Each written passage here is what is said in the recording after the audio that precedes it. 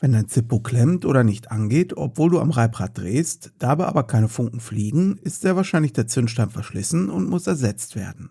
In diesem kurzen Video zeige ich dir Schritt für Schritt, wie du den Zippo-Feuerstein wechseln kannst, sodass das Benzinfeuerzeug anschließend wieder zuverlässig zündet.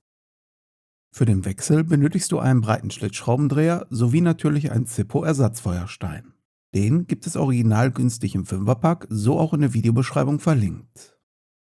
Zunächst muss das Insert aus dem Zippo-Case heraus. Dazu halte ich das Sturmfeuerzeug unten fest und ziehe mit der anderen Hand am Kamin. Das Gehäuse lege ich beiseite und widme mich der Unterseite des Benzineinsatzes. Mit dem Schraubendreher lockere ich die goldene Schraube gegen den Uhrzeigersinn und löse sie anschließend von Hand. Dabei passe ich auf, dass sie mir nicht versehentlich entgegenspringt, denn dahinter befindet sich die lange Feuersteinfeder. Nachdem ich die Schraube mitsamt Feder entfernt habe, sollte der alte Stein, so wie bei mir, durch das Feuersteinröhrchen herausrutschen. Ist das nicht der Fall, musst du mit einer Büroklammer etwas nachhelfen. Manchmal reicht es aber schon, mit dem Schraubendreher leicht auf das Insert zu klopfen. Natürlich kann es auch einfach sein, dass gar keine Feuersteinreste mehr vorhanden sind. Nun wird es Zeit für einen Ersatzfeuerstein. Zippo bietet sie in einem solchen 5er-Magazin an.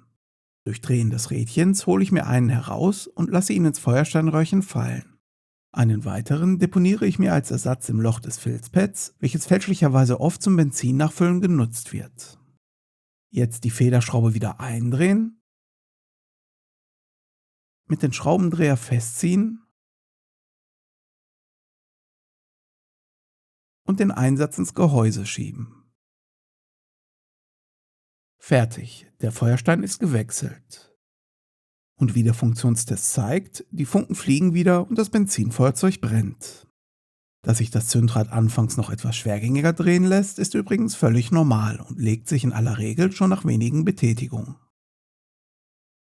Und damit habe ich dir gezeigt, wie du einen Zippo-Feuerstein wechseln kannst und künftig immer einen Ersatzfeuerstein dabei hast. Wenn dir die Anleitung weitergeholfen hat, freue ich mich natürlich sehr über einen Daumen nach oben. Abonniere außerdem den Kanal, um künftig keine weiteren Inhalte dieser Art mehr zu verpassen. Hier noch 2 weitere Videos, die dich möglicherweise ebenfalls interessieren können.